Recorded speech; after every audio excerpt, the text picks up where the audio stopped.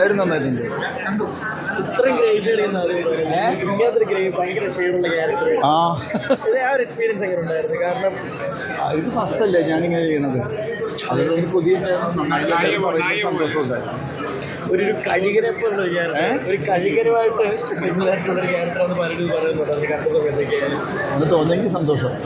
അശോട്ട് ഇപ്പം ഈ ഒരു എക്സ്പീരിയൻസ് മൊത്തത്തിൽ എങ്ങനെ ഉണ്ടായിരുന്നു? ഇപ്പം എന്താ പറയുക, ഈ ഒരു ക്രൂവ് ക്രൂ ഗംഭീരം.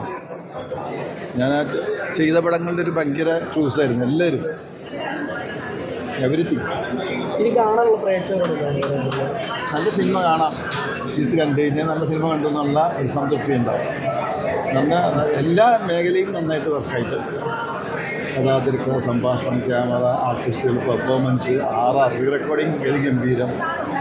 നല്ല എന്താ പറയുക, ഒരു ഫാമിലി മൂവിയാണ്. ശരി, പൊളിറ്റിക്സിൻ്റെ പ്ലാറ്റ്ഫോമിൽ പറയുന്ന ഒരു ഫാമിലി മൂവി. ഞങ്ങളെ സംബന്ധിച്ച് അശോകനായിട്ട് ഏറ്റവും വലിയ ട്രിബ്യൂട്ടാണ് എനിക്ക് ഫീൽ ചെയ്തത്. കാരണം ട്രിബ്യൂട്ട് ലെജൻഡ് എന്ന് എനിക്ക് പലപ്പോഴും ഫീൽ ചെയ്തു. അയ്യോ, കാരണം താങ്കൾ ഇത്ര ഒരു എന്താ പറയുക, ഒരു വില്ലൻ രീതിയിൽ എക്സ്പ്ലോർ ചെയ്തൊരു ക്യാരക്ടർ ഞാൻ ആദ്യം. അപ്പോൾ അതിൻ്റെ ഒരു ഫീൽ വില്ലൻ രീതിയിലല്ലേ വില്ലൻ വരുന്നുണ്ട്. അശോകയുടെ ഈ സിനിമ കാണുമ്പോൾ നമുക്ക് ഈ കേരള രാഷ്ട്രീയത്തിലുള്ള പലരായിട്ട് റിലേറ്റ് ചെയ്യാൻ പറ്റുന്നുണ്ട്. അപ്പോൾ അത് നിങ്ങൾ പറ, എനിക്കങ്ങനെ പറയാനുള്ളൊരു ഇതില്ല. നിങ്ങൾ പറയും, നിങ്ങൾ കണ്ടിട്ട് അങ്ങനെ ഉണ്ടെങ്കിൽ അത് പറയും. കേരള രാഷ്ട്രീയത്തിലുള്ള ചില ഇൻസിഡന്റുകൾ ഈ സിനിമയിൽ കാണിക്കുന്നുണ്ട്. എൻ്റെ രാഷ്ട്രീയത്തിലെ കേരള രാഷ്ട്രീയ ഇൻസിഡൻസ് അല്ലേ?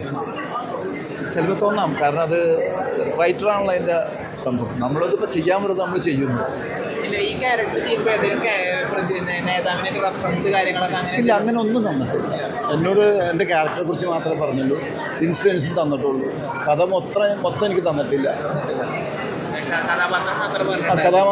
കഥാപാത്രം പറഞ്ഞു, കഥാപാത്രത്തെക്കുറിച്ച് പറഞ്ഞു.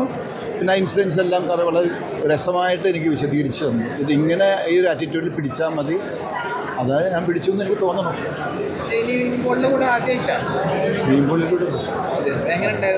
അയ്യോ, സിമ്പിളാണ്. ഭയങ്കര സുഖമായിരുന്നു. എല്ലാവരും ഭയങ്കര കമ്പനിയായിരുന്നു. പെർഫോം ചെയ്യാനായിട്ട് സിനിമ അഭിനയിച്ചപ്പോൾ തന്നെ നമുക്ക് ഫുൾ ടൈം തുടങ്ങിയപ്പോൾ തുടങ്ങി തീരണ വരെ ഭയങ്കര കംഫർട്ടായിരുന്നു.